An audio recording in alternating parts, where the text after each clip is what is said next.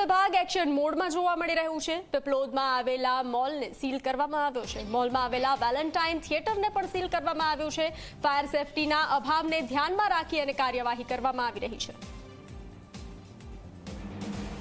રાજકોટ અગ્નિકાંડની ઘટના બાદ સુરત ફાયર વિભાગ મોડે જાગી હોય તેમ કામગીરી કરી રહી છે। સતત બીજા દિવસે ફાયર વિભાગની ટીમ દ્વારા વિવિધ જે ટેક્સટાઇલ માર્કેટો છે તેમાં તપાસ હાથ ધરવામાં આવી હતી અને વિવિધ જે માર્કેટો છે આ ઉપરાંત જે મોલ છે તેને સીલ મારવાની કામગીરી હાથ ધરવામાં આવી રહી છે। આપ સીધા દ્રશ્યો જોઈ શકો છો।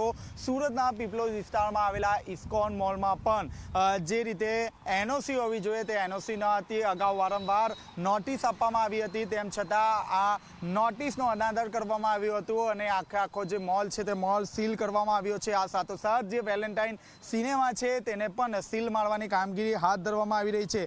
મોડી રાતની જો વાત કરીએ તો રાધે ટેક્સટાઇલ માર્કેટની 411 દુકાન, ગેલેક્સી ઇસ્કોન માર્કેટની 23 દુકાન, Varachha turning point commercial complex પણ આખું સીલ મારવામાં આવ્યું છે। આ સાથોસાથ કતારગામ વિસ્તારનું જે જીમ છે તે જીમ પણ સીલ મારવામાં આવ્યું છે। સીઓમ ટેક્સટાઇલ માર્કેટની 111 દુકાનો, હીરાપન્ના માર્કેટની 97 દુકાનો, આ ઉપરાંત બેગમપુરા વિસ્તારમાં આવેલી બોડી બિલ્ડિંગ જે જીમ છે તે જીમને પણ આખું સીલ મારી દેવાની કામગીરી હાથ ધરવામાં આવી રહ્યું છે।